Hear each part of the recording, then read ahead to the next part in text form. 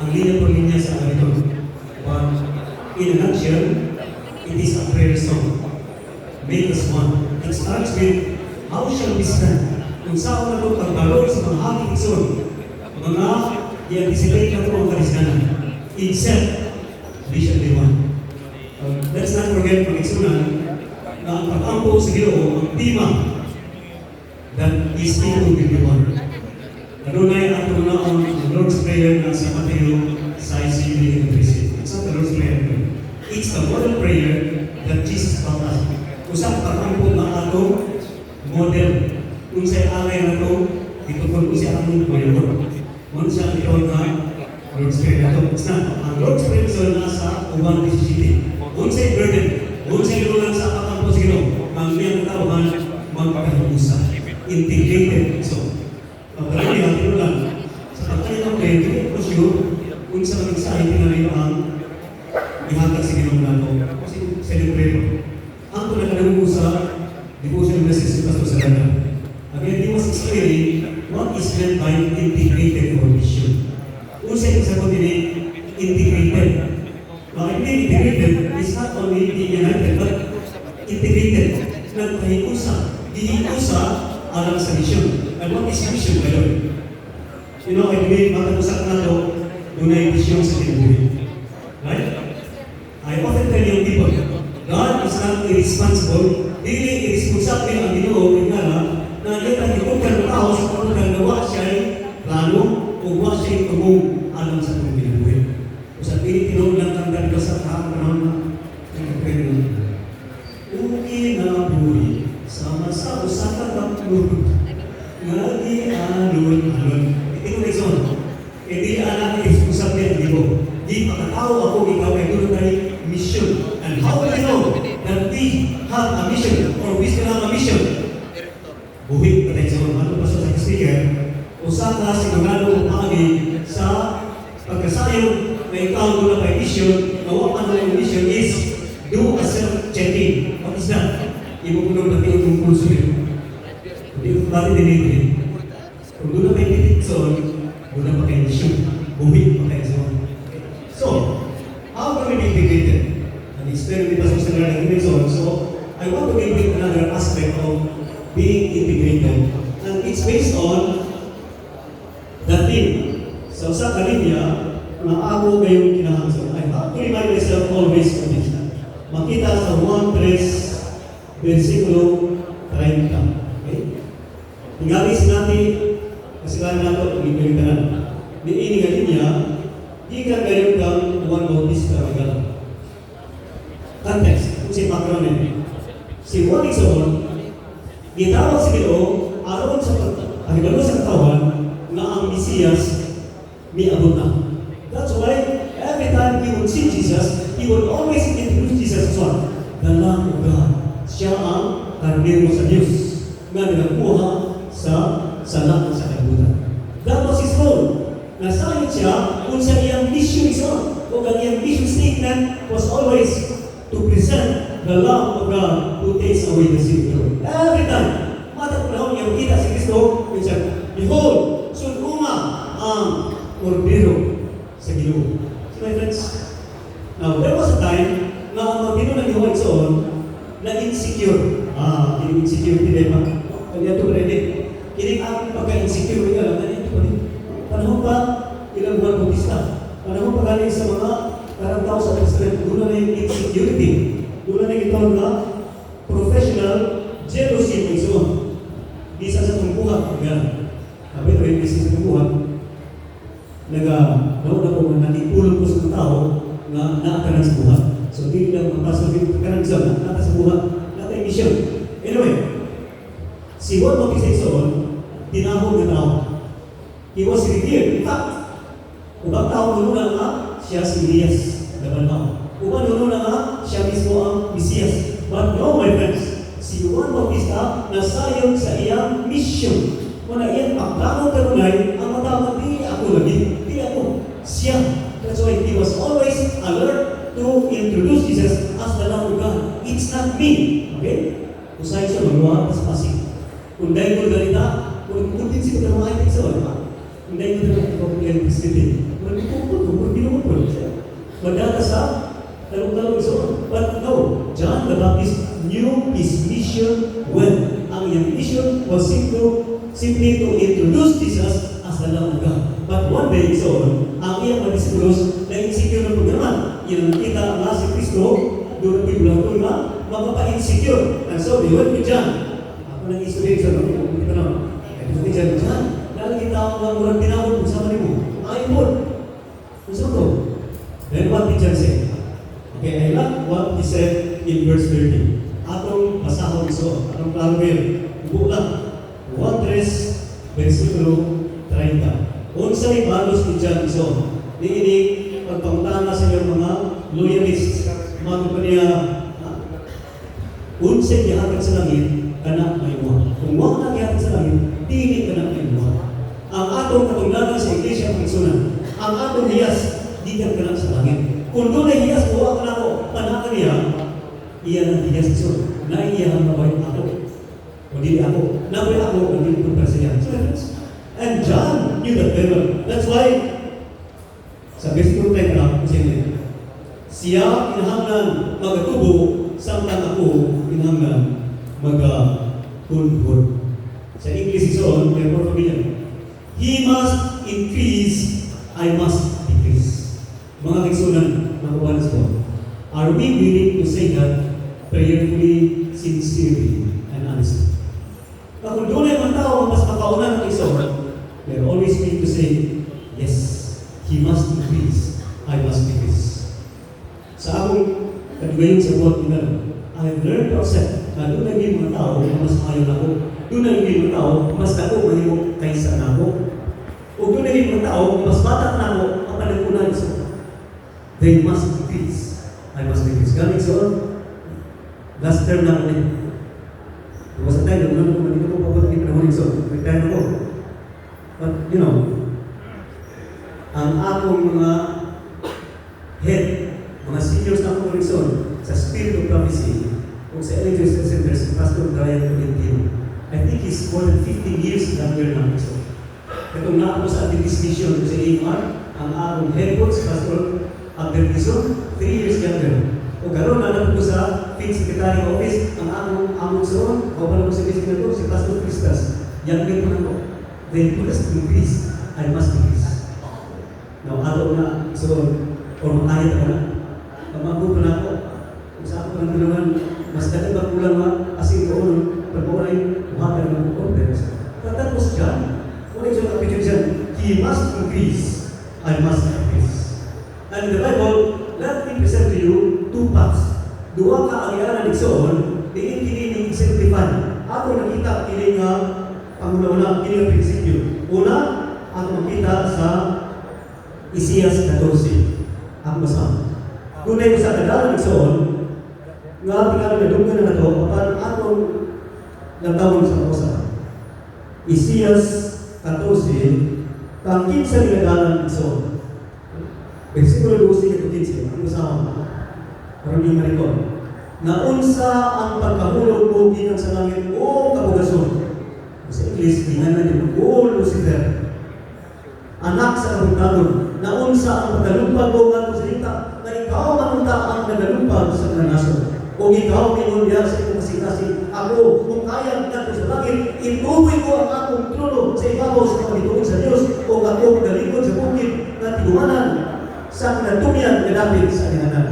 Mukaya ako sa mabaw sa mga kaitasan, sa mga pangalon, himuon ko ang akong paglingon masama sa itaas yan. Na kung sa klima sa ilang ambisyon sa una, mabusak yun. And then, take note, several times, ikaw na tulungan ako. So, magagawa ako na ibig so, we become disintegrated. So, kahit na sa tumong sa turbino sa so, kahit sa tumong sa pag-ampo ni Kristo, that they will be one. When magkapako na ikson, akong ipataas ang hulingon, akong akong ka na ang posisyon ikson, diha magsugod ang disintegration sa usap organization. Mukha na ang danan ni Lucifer. He ascended into one. Into one. Shame. Siya misaka nandito sa kaulawan. In other words, kining akong kagustuhan, pag-usaka ko ng nag-exhort, ako'y pinakatakpan, ako'y naas-taas mo it will lead to shame. That was the path of Lucifer. Mga ka-exhort, may responsible magkikaran, mag-ngaan siya na Lucifer. Ano ko bisa? Nabigyan nga mag-ngaan siya na Lucifer. But originally, ang Lucifer was very positive, shining brightly. Ano yung Lucifer exhort? Pagkamun sa kaulang ng Lucifer, wala yung kita na mag-ngaan siya na Lucifer. Usahin na, Lucilin. Lucilin. And ako'y Jennifer. Kasi na, paligid ko ni Lucifer exhort. Si my friends, kaya nahin ko siya nasip mo sa kaulangan. Nga naman, kaya iyang tinguha, iyang handong exhort na, musaka siya, apan sa iyang dagan pagsakit sa diha sa dalaga. Another path I want us to revisit. Atong doon, sabi ko ka, agianan exam. Makita sa Pilipos 2, versikulo 5 at 11. Ako pagkasama. Batuli, diha, kaninyo kinig, una-una, ang mapatunan ninyo diha ang Kristo Jesus, nga bisan tuod siya, naglugtad diha sa kiniya sa Diyos. Siya wala ang isip sa iyang pagkasama sa Diyos, ingon na usap ang butang nga pag-ilugan. Idulunga, ihawasan niya ang iyang paglingon diha sa iyang pagsagop sa kinaiya sa ulikon, diha sa iyang pagkaisama sa mga tao. O sa nakita siya diha sa dabuhay nga tawhanon, siya nagpaubos sa iyang paglingon o nahimong masilog-anon hangtod sa patayon. Oo, bisan pa sa patayon diha sa Diyos. Ang dala ni Kristo sa ulo sa kadalan sa pagpaubos. It was a downward path. So, na siya po sa langit, sa pagtinuod Diyos, apan iyang ihawasan, nagpakataw o nag-antos susama sa tao masagan. Bibi, tungod ini, ang Diyos nagbayaw kaniya sa kaitasan o mihatag kaniya sa ngalan na nabaw sa tanang mga ngalan. Aron nga sa ngalan ni Jesus, ang kanang tuhod magbigo dito sa langit, dili sa yuta o sa ilong sa yuta. O ang tanang dili o dila, pagkasugit ang Ginoo si Kristo alang sa paglayig sa Diyos Ama. See my friends, ang path ni Kristo Jesus was a downward path, but it was a path to glory. In other words, doon ang ikadalan atong pilianan, mga kaigsoonan. Pili na, dalan ni Lucifer, which was ascending into shame, or the path of Jesus Christ, which was descending into greatness. Sa kaigsoonan, the way up is the way down. Get that?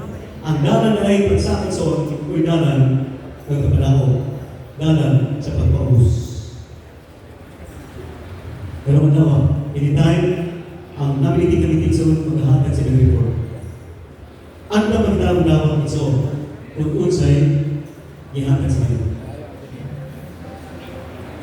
Lalo pa sa kumawari ka naman, kung ang akong ginahong, plano din sa ko. Kung buwa ka na, ginahong, okay? Hindi yung sa ginahong ba?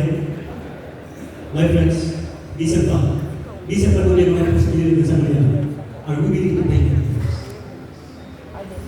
If there was a mistake in the committee's decision, remember one sermon I heard, God is gonna fix it.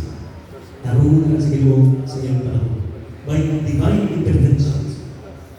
You know, yung isang statement na akong nahimagan si Sherry Pao. I believe.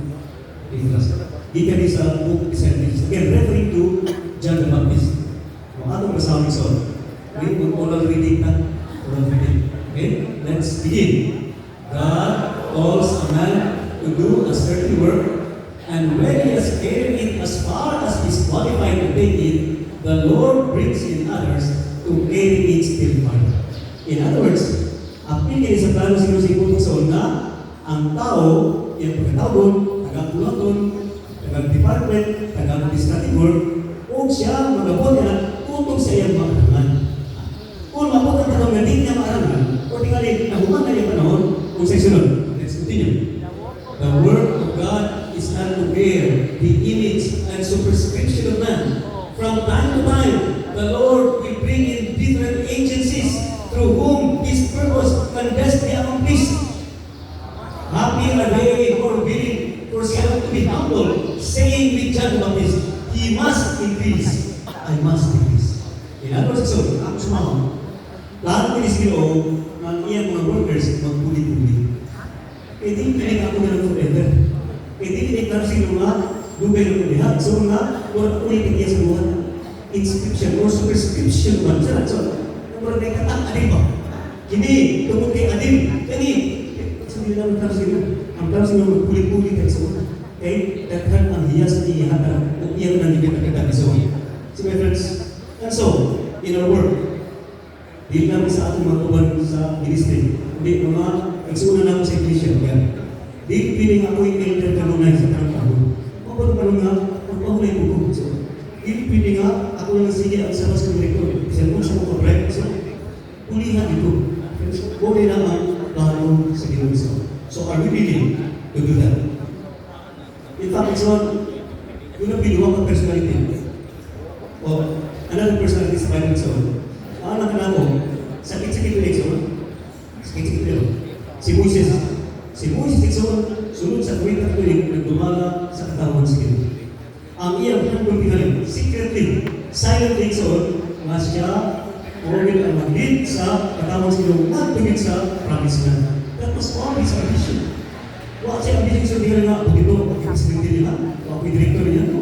Ako lang nga, mapatakong na nila pinatuhan na, pinatawag na, naghatag na ako stress, naghatag na ako sakit-sakit kasi ako mo sa mapatakong dito sa land of promise, then happy ko, bigyan ng buhay tayo kung mamatay siya. But my friends, itibutin pa sa Ginoo, wala. Di pasaka sa mga ibig so, ipatanaw lang sa kanindot sa natin, and God said, bigyan ko. Ang mga ko si Moses sa iyo, ay, huwag ka ng Ginoo. Punta ko lang kung nilapit. Punta, hindi ko ng general to sa Egypt. Punta, hindi ko lang kung nako mas magal nito. Di ang pinapit ko yung duha. Ginoo niya karon, pisang katabot na na. Pagsunod na kumplito ko mga. My friends, I know many people. Mandito ko mga tumong sila ng pagkakito. Dito ko mga tingwang sa Iglesia upon huwag sila diha sa diha na naman ang buhat. They were not there anymore to see the beauty of their work. Ang finished product, so wala na sila diha. My friends, but you know, what did God say about Moses? And there arose not, Deuteronomy 34, verse 10. And there arose not a prophet since in Israel like unto Moses, whom the Lord knew face to face. Muna ang eulogy. Muna yung tribute na nihatag sa Apan, the sad thing is, wak na si Moses Dixon. Wak pa kung may propita sa Israel na sama ni Moses na nakasundoong sa Ginoo, naungong son. He was not there anymore. Oh, I wish he was there to hear those congregation. Ano ka dyan napapis? Kasi dyan napapis sa tungsayan, iyan ibadong si Hiron o si Elias. Kaya nagpuyo-puyo ang unit ninyo. Galing si Elias, asawa sa isuon ni Hiron. Iyan ibadong son. And that cost him his head. Ginulbulan sa isuon. But before that, sometimes si Juan isuon ko sa pisuhan. Ang iyang disiplos nag-report kanina, Juan, nalagay yung tao ko na nagabali ko sa amin. Ako tugawan sa ito. Now, si John Dixon, na-insecure sa gamay. But you know, it was in this context that John was able to say, he must increase, I must decrease. O si John Dixon, igulgulan tungkol sa pagpadlaw sa sala ni Herod Cornelius. But before the Dixon, unsa ingon ni Jesus Christ about John? Yeah. Of all those born of women, there is no prophet greater than John the Baptist. See my friends?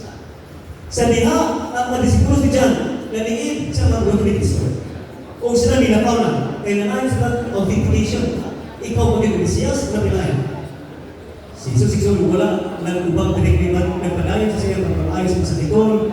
Ang nga, ang mga disipulos niya, nilakay ni Ikson, nilakaw sila. O diha si Jesus Christ niyon. Of all those, katanan na natawa sa bahay, huwag kayo susama ni John the Baptist.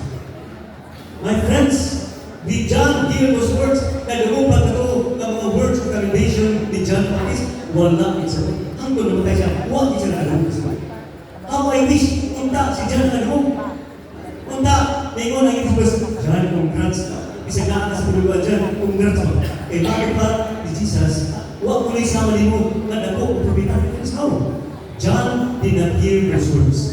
Mga kaisunan, makubalan sa buwan. It may happen to any one of us. What happened to Moses? Ngayon, hando naman na mapatabok niya ang katawan sa Ginoo. What did mahina, may tagong siya life. Si John the Baptist, wapo ang mga pulong ni Jesus nitong kanya. Wapo siya na kalugo na sa ulo. Are you willing to take it? Anda ba na ulaw na isa? Ang atong yabuan, atong sakrisyahan, atong hilatan, yabuan, wala na kaliha sa liha na nagong dito na. Kung ang katauhan, maatong ta, dumalahan di sa on, itong kalipay, huwag na kaliha sa ilang pagkabog, sa ilang paglabog, sa ilang istohanan na kinabuhi. Are we willing to take that road with us? Let me end with two more stories. One thing sa kayo. Doon lang isa ka bata. So, nga kining in mama. It was a Christmas program. Mata niya, Nay! Christmas program na mo, Nay. Patabungo na mo ka ng kinikanan niya. Ako na. Mama na may naa. Kasi Papa, Ma, wato hindi ka niya. Mama, nabandira. Ma, wato hindi ka dito sa programa. Kaya patabungo daw ang kinikanan. Hindi pinaway kinikanan. Okay, so isa yung guman sa iyang inahan, iyang trabaho so nagaba, naglansa, niya, before nag-start ang program so tuwa na ang mama sa audience. Sige ng ata, magna, magtano ka maging importante ang role, part importante kayo. Kung sa mama isol, nagwag-wag dito, ikan sa mga alas 5 sa hapon, kung ito alas 5 sa isol, sige ng ata, huwag mo ginigos ang bata. Sa plano ba? Kung sa mama, tingnan last part siguro. Hanggang may human isol, itak ko na i-take lang na ang orpinag sa place kuman ang program. What did he go sa anak? So, what did he in the doors? So, ang mga disappointed, nagsuko siya ng mga ginawangan, ipauli siya sa mga. Yan, taon, ang anak, ipauli na po, yung sunod. Pero pwede na po, wala, buhay pa. Ayun sa mama, na, asa ka na ito ng binuuli mo? Ano na yun? Aking gibiyan ng trabaho, aking gisayo kung ba ang pagpapalansa. Kaya patagumon min, ano po rin mo, nakakaiwahin yung importante kayo. Tuwa ko rito, huwag ka nagsunod ng program. Ang nabaguman, huwag ikaw kita rin. Yung sarap, o kita kita na naman. Yung part sa pipira sa pagpili, sumod sa part, pero wala ko sa atin. Ang manawan, magpunapon. Hindi kita nakuha. Ito ako sa liyo. Sa ano na yung mga importante yung part? O, hindi ba rin? Hindi ba importante? Kung di na ako, kaya ako tira, kita na sumod. Kung ito katluban, huwag sinisigil na, next part ako. My friends, hindi ka bata, huwag siya makita sa pagkano, pag ano niya, ang iyong mind, importante tayo. Ito rin pang ginagawa yung anak road. But look, in God's mission, di naman pagkakanay. In fact, one thing I realized, sa akong pagtong sa mission, yung mga mention sa mission is not to be equated with position. Mission is not to be equated with position. Ang atong mission is individual. Uban na sa stage roles, uban backup artist, uban working behind the scenes. Hindi na ito mga close home channel. Kaya ito, isa na makita pa rin ka ng mga dagway ng mga pamilya. Until nga, doon na naging program din sa home channel. Di ako ko sa mga. Ano ba yung mga tao? Di ka makita sa mga. But they do more work. Naiga, iya 1, 2, 3, go! Naiga, so, wala mo na appreciate ko na. Na yung mga tao, hindi ka na makita sa screen, so, but they're working harder than hindi sama na mo kaluwi program. Now, let me show a picture here. Okay. Pamilya nino? Nakinig sa often, kung ginagamit sa pagsiguro sa pag-ampo. Mag-ampo ta. But you know, doon ay sinila na nagsaon na layo na tayo ng mga pinituhan. Doon ay gawa kang nagsaon dito sa Germany. Ang pangalan si Albert o si Alfred. Albert and Alfred Dürer, mga German nagsaon. Hindi mga bataa, nagtupo sa school ng kahimutan. Kasi nakakumpulihon ba? But they had an ambition. Ang ilang ambition na mahino silang artist. Mahino silang artist so mag-drawing sila. E doon ay academy nga expensive. Di man sa afford kung sa nagsapot-sapot sa one evening so sila ang isa ka umag kinabahitan. Ang usa na ito magtrabaho. Then, ang sa miskila. Manya na, ang sa labon, wala ko'y magtrabaho, o sa ko'y miskila. And so, kisay mo na ito. Nagto sila coin so. Nagto sa coin. O, kita po nga ang coin, ni pagod ang Albrecht. Si Albrecht Sol, o yung unang miskila. So, for 5 years, he was in the academy. Si Albrecht Sol, to as a mining field. Nagpagabudlan Sol, alam si Sol. Kung sa kwarta yung mga tigong, yan ipadal si Sol, ano siya, makapadal experience Sol. And then, after 5 years, na humana si Alfredson. Ni pauli siya, oh, there was a party. Dunay, kung kapaligson ni ilang himo, pag-celebrate siya, paglampos, oh, anong pagkang Albert na mo'y naghago igsoon. And then, doon mga pasalamat, mga words of thanks, pag manimigsoon, ilang di kusumpi si Albert. Bert, ikaw na ron. It's your time to go to the academy. Ako na po'y magpapatuloy. Ikaw na po'y biskwila. And you know what, Albert? Did i-indicate ito mo. Ulikot ka na. Na how can I? Kung saan ako? Akong kamot daon na ay. For 5 years, nagtrabaho ko sa minahan. Ngunit resulta, di na makagulit ng brush kami. Nagkamunan igsoon, si Albert, nag-touch sa igsoon, o si Albert, o si Ining drawing in honor of his brother. My friends are giving you to take that as our honor. Binaon sa maniwan mo Islam. We are always trained to say, he must increase, I must